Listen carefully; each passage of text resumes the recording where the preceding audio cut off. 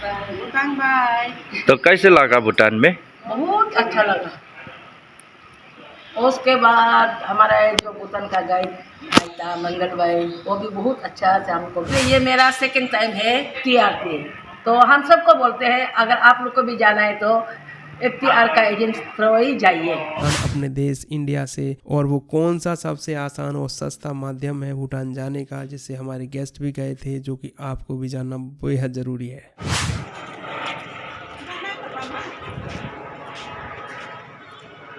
यह एक महत्वपूर्ण जानकारी आपको पता होनी चाहिए कि अब आपको भूटान घूमने के लिए SDF यानी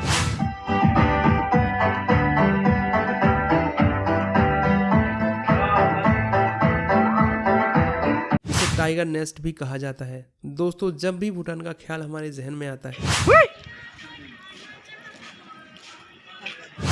हेलो दोस्तों, आशा करता हूँ FTR हॉलीडेज प्राइवेट लिमिटेड की पूरी फैमिली अच्छी होगी। दोस्तों, आज मैं लेके आया हूँ आपके लिए बेहद खूबसूरत और मस्त बजट कंट्री, जिसका बॉर्डर इंडिया से लगता है और जहाँ आपको जाने के लिए कोई भी पासपोर्ट की आवश्यकता नहीं होगी। जी हाँ दोस्तों, आपने सही सुना, आप बिना पासपोर्ट के विजिट करेंगे इस देश को। बस आपका इंडियन वोटर ID ही काफी होगा। दोस्तों, मैं बात कर रहा हूँ बेहद खूबसूरत देश जिसे लैंड ऑफ थंडर ड्रैगन कहते हैं। जी हाँ दोस्तों, मैं बात कर रहा हूँ भूटान की, जहां हमारा ये small ladies group recently travel करके आया है FTR हॉलीडेज प्राइवेट लिमिटेड के थ्रू। तो दोस्तों, इस वीडियो में हम इसी ग्रुप के बारे में विस्तार से बात करेंगे और फीडबैक भी जानेंगे कि कैसा रहा उनका एक्सपीरियंस, और उनका tour plan day wise discuss करेंगे, जिससे आपको पूरी जानकारी मिल सके और आप भी टूर प्लान कर सकें अपना। दोस्तों, मैं आपको एक बात बोलना चाहूंगा कि आप प्लीज वीडियो को पूरा दिखा कीजिए, जिससे कि आपको जानकारी पूरी मिल सके, क्योंकि वीडियो के बीच बीच में मैं बहुत महत्वपूर्ण जानकारी देता हूँ वीडियो में, जो आप मिस कर जाते हैं, फिर कमेंट में पूछते हैं, कॉल पर पूछते हैं। तो मेरी आपसे रिक्वेस्ट है कि आप प्लीज वीडियो को बिना स्किप किए पूरा देखा कीजिए। तो चलिए दोस्तों, मैं आपको बताता हूँ इस भूटान टूर पैकेज के बारे में। मैं आपको क्या क्या जानकारी इस वीडियो के माध्यम से दूंगा। सबसे पहले मैं आपको बताऊंगा कि हमारे टूरिस्ट ग्रुप कहाँ से है, भारत से भूटान कैसे पहुंचे, या आप कैसे कैसे जा सकते हैं भूटान अपने देश इंडिया से, और वो कौन सा सबसे आसान और सस्ता माध्यम है भूटान जाने का, जिससे हमारे गेस्ट भी गए थे, जो कि आपको भी जानना चाहिए। सबसे महत्वपूर्ण बात, भूटान का परमिट कैसे मिलेगा आपको। दोस्तों, बहुत महत्वपूर्ण बात है जो मैं आपको इस वीडियो के माध्यम से बताऊंगा। क्या टूर प्लान था ग्रुप का और कितने दिनों में उन्होंने पूरा किया ये टूर, और कौन कौन सी जगह घूमी, क्या सही समय होता है भूटान जाने का, और वीडियो के अंत में जानेंगे गेस्ट का रियल फीडबैक उन्हीं की जुबानी, और जानेंगे कि कैसी लगी उनको FTR हॉलीडेज की सर्विसेज।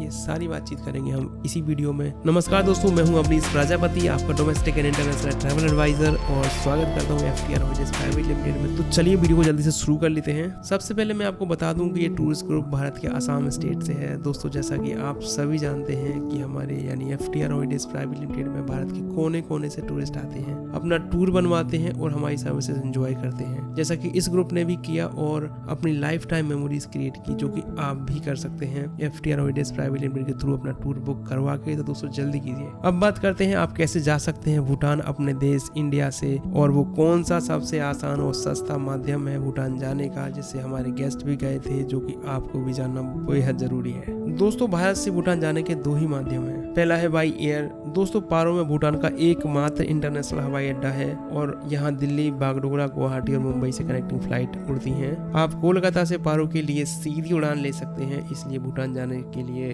कोलकाता से उड़ान की फ्रीक्वेंसी भी अधिक है। कोलकाता और बागडोगरा की तुलना में दिल्ली और मुंबई से उड़ान की संख्या कम है। ड्रूक एयर भूटान की राष्ट्रीय एयरलाइन है, पर यह माध्यम थोड़ा सा एक्सपेंसिव है। अगर आपका बजट कम है तो आपको दूसरा माध्यम भी बताता हूँ दोस्तों, जैसे कि आप प्लान कर सकते हैं। अब बात करते हैं दूसरे माध्यम की, जो है सबसे आसान सस्ता, और वो है बाई रोड। अगर आप इंडिया से ट्रेवल करते हैं तो आप बाई रोड जा सकते हैं, जैसा कि हमारे एक ग्रुप भी गया था। सबसे पहले ग्रुप का आगमन हुआ NJP यानी कि न्यू जलपाईगुड़ी रेलवे स्टेशन पर करीब सुबह के 9 बजे। यहाँ से हमारे ड्राइवर ने ग्रुप को वेलकम किया और निकल गए सीधे इंडिया भूटान बॉर्डर, जो कि है फुलसेलिंग बॉर्डर। अगर आप बाई फ्लाइट आना चाहते हैं तो आप बागडोगरा एयरपोर्ट तक बाई फ्लाइट भी आ सकते हैं, उसके बाद आप बाई रोड फुलसेलिंग बॉर्डर तक आ सकते हैं। दोस्तों, फुलसेलिंग बॉर्डर तक तो हम आ गए। अब यहाँ सबसे महत्वपूर्ण बात कि भूटान का परमिट कैसे मिलेगा हमारे ग्रुप को, और क्या क्या डॉक्यूमेंट आवश्यक होते हैं भूटान परमिट के लिए, मैं बताता हूँ आपको। सबसे पहले, अगर आपको ये इन्फॉर्मेशन अच्छी लग रही है तो प्लीज वीडियो को अभी लाइक कर दें, और जो भी आपके दोस्त मित्र भूटान का टूर प्लान करना चाहते हैं उनके साथ शेयर कर लें, जिससे कि उनको भी अपनी ट्रिप प्लान करने में आसानी होगी। साथ ही घंटे के लाल बटन को भी दबाकर चैनल को सब्सक्राइब कर लें, जिससे कि आपको ऐसी इन्फॉर्मेटिव और काम की वीडियो सबसे पहले देखने को मिले। तो चलिए आपको बताते हैं कि क्या क्या डॉक्यूमेंट चाहिए आपको भूटान परमिट के लिए। इसमें सबसे पहले आपको इंडियन पासपोर्ट होना चाहिए। अगर आपके पास इंडियन पासपोर्ट नहीं है तो टेंशन लेने की बात नहीं है दोस्तों। जैसा कि मैंने आपको वीडियो के स्टार्टिंग में ही बोला था कि अगर आपके पास पासपोर्ट नहीं है तब भी आप भूटान ट्रैवल कर सकते हैं, बस आपके पास इंडियन वोटर ID कार्ड होना चाहिए। दोस्तों अगर आपके साथ आपके 18 साल से छोटे बच्चे भी ट्रैवल करते हैं तो उनका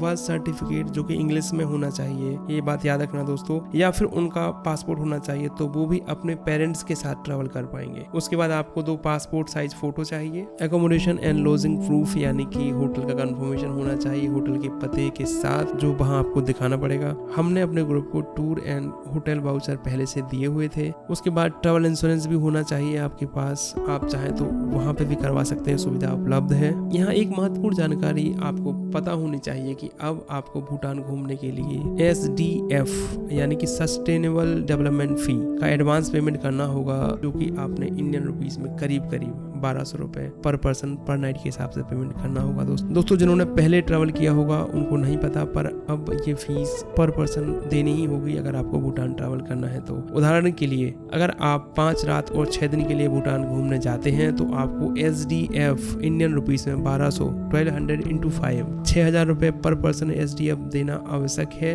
अगर कोई बच्चा 5 साल या उससे कम एज का है तो SDF देना नहीं होगा। अगर कोई बच्चा 6 साल और 12 साल के बीच है तो आपको SDF 50% यानी कि 50% SDF पेमेंट करना होगा। ये बात आप ध्यान में जरूर रखें अगर आप भूटान ट्रैवल प्लान करते हैं तो। 5 साल 7 साल पहले अगर किया है तो पहले नहीं था, पर अब ये एप्लीकेबल है। दोस्तों अब बात कर लेते हैं क्या टूर प्लान था ग्रुप का, कितने दिनों में उन्होंने पूरा किया ये टूर और कौन कौन सी जगह घूमी। बहुत इंटरेस्टिंग है दोस्तों ये। दोस्तों मैं आपको बता दूं ये कंप्लीट टूर प्रोग्राम 6 नाइट और 7 डेज का था, जो कि इस प्रकार था। डे 1 ग्रुप का आगमन हुआ NJP रेलवे स्टेशन पर। उसके बाद निकल गए फुल सेलिंग बॉर्डर के लिए। परमिट की फॉर्मेलिटीज पूरा करके हमारे टूर गाइड ने ग्रुप को ज्वाइन किया और निकल गए थिम्पू के लिए। दोस्तों यहाँ मैं इंपॉर्टेंट बात बता दूं कि आपको टूर गाइड होना मस्ट है आपके ग्रुप में। अगर आपका ग्रुप जा रहा है तो टूर गाइड होना ही चाहिए, और हमने भी अपने ग्रुप में टूर गाइड रखा है। थिम्पू पहुंच का ग्रुप ने होटल में चेक इन किया, जो कि हमने पहले से बुक किया हुआ था ग्रुप के लिए। रात का डिनर होटल में हुआ। हमने होटल ब्रेकफास्ट डिनर के साथ दिया है। दोस्तों भूटान में फूड थोड़ा सा एक्सपेंसिव है, तो हमने ग्रुप को ब्रेकफास्ट और डिनर दोनों ही मील ग्रुप में दिए हैं इस पैकेज में।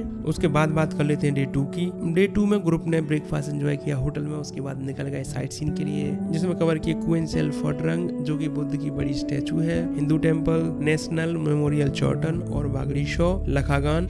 Okay, we are doing a 40 minutes hike from Sangyegang to Wangdiche Lakhang. This is the temple we are going towards.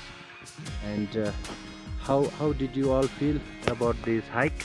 Very nice, बहुत अच्छा है। कैसा लगा? सबको बोलना चाहिए। बहुत अच्छा लगा। Enjoying? Okay. बहुत खुश है और भी सारा देखने जाकर देखेंगे।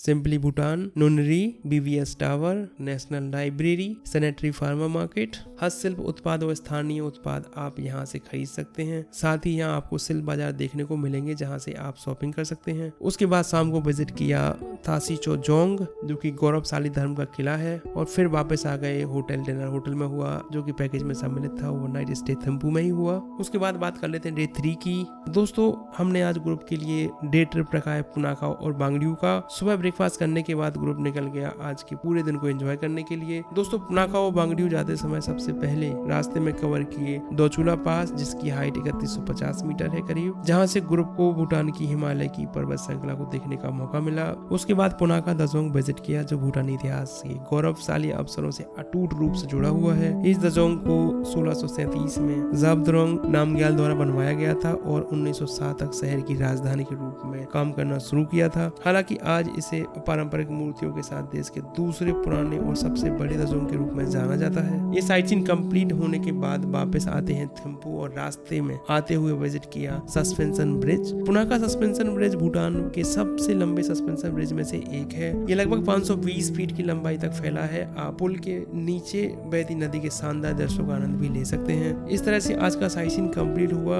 आने के बाद डिनर होटल में ही हुआ और ओवरनाइट स्टे भी आज होटल में ही किया थिम्पू में। उसके बाद बात करते हैं डे 4 की। दोस्तों आज ग्रुप जाएगा थिम्पू से पारो। ब्रेकफास्ट करने के बाद निकल गए पारो के लिए और रास्ते में विजिट किए तमचोंग लखंग, एक प्राचीन मंदिर जहां आपको लोहे के पुल को पार करके जाना होता है। वन डे जंगतो फेलरी एयरपोर्ट व्यू और ये सब देखते हुए पहुंच गए होटल। चेक इन करने के बाद निकल गए पारो का साइट सीइंग करने के लिए, जिसमें विजिट किए ताजोंग म्यूजियम जो कि राष्ट्रीय संग्रहालय है, कला अवशेष, धार्मिक थांगका के उत्कृष्ट संग्रहालय है यहाँ, और फिर विजिट किया रिंगपोंग दजोंग जिसका अर्थ होता है रत्नों के ढेर का किला, जो पारो की एक प्रशासनिक और न्यायिक सीट है। और इस तरह से आज का साइट सीइंग कंप्लीट हुआ। दोस्तों बहुत ही एंजॉय किया हमारे ग्रुप ने। डिनर होटल में ही किया और ओवरनाइट स्टे आज पारो में ही रखा है। दोस्तों बात कर लेते हैं डे 5 की।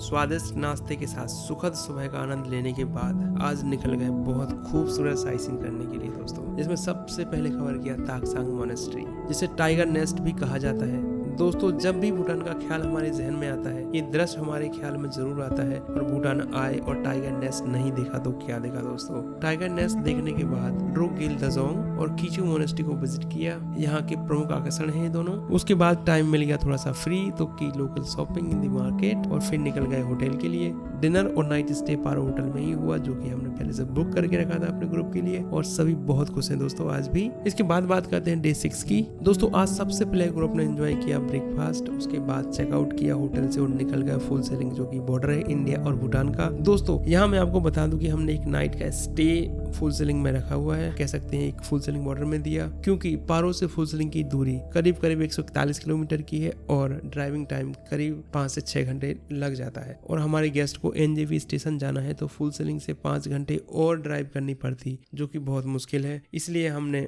जर्नी को ब्रेक करने के लिए हमने एक नाइट फुल सेलिंग बॉर्डर में रखी है। नाइट स्टे भी यहाँ पे रखा है और साथ में उनके लिए डिनर का इंतजाम भी हमने इसी होटल में किया है। So overnight stay Phuentsholing border पे ही रखा है। अब बात करते हैं डे 7 की, सबसे last day of the tour. दोस्तों अब टाइम आ गया है गुड बाय बोलने का land of the thunder dragon यानी कि भूटान को। ब्रेकफास्ट करने के बाद चेकआउट करे ग्रुप ने बाय बाय और धन्यवाद किया अपने गाइड को और बहुत सी प्यारी प्यारी यादों के साथ निकल गए न्यू जलपाईगुड़ी रेलवे स्टेशन के लिए। और इस तरह से ये यादगार भूटान ट्रिप कंप्लीट हुआ दोस्तों। हमारे गेस्ट बहुत ज्यादा खुश हैं। दोस्तों अब सबसे लास्ट महत्वपूर्ण पॉइंट की बात करते हैं, जो कि आप सभी लोग पूछते हैं कि क्या सही समय होता है भूटान घूमने जाने का। दोस्तों मैं आपको बता दूं, वैसे तो आप पूरी साल कोई भी समय भूटान की यात्रा के लिए अनुकूल है। हालांकि भूटान का आकर्षण ऑटम एंड स्प्रिंग सीजन यानी कि शरद और बसंत ऋतु के मौसम में बहुत अच्छा होता है, जो आमतौर पर सितंबर से नवंबर और मार्च से मई के महीनों के बीच होता है। इस समय जलवायु नर्म और सुहावनी होती है और आसमान भी साफ होता है। साथ ही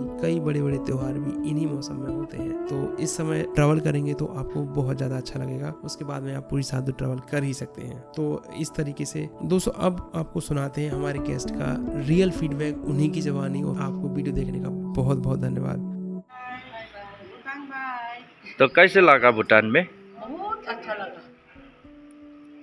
उसके बाद हमारा जो भूटान का गाइड भाई था मंगल भाई, वो भी बहुत अच्छा से हमको गाइड किया, एक भी प्लेस मिस नहीं किया, बहुत अच्छा से किया। उसका साथ साथ टूरिस्ट का जो व्हीकल जो ड्राइवर था ना बेटा, वो भी बहुत अच्छा से हम इतना अच्छा ड्राइव कर, हम कुछ घर भी नहीं लगा, एवरीथिंग पूरा अच्छा था। खाना पीना होटल भी ठीक था, बहुत अच्छा लगा। इसलिए ये मेरा सेकंड टाइम है TRT। तो हम सबको बोलते हैं अगर आप लोग को भी जाना है तो FTR का एजेंट थ्रू ही जाइए, बहुत अच्छा केयर करता है।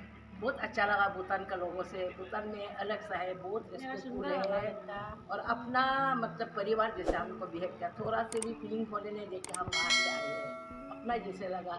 और अभी हम छोड़कर जा रहे हैं, बहुत दुख लग रहा है दोनों वो गाइड को और मेरा ड्राइवर बेटा को भी। Thank you, bye. Thank you.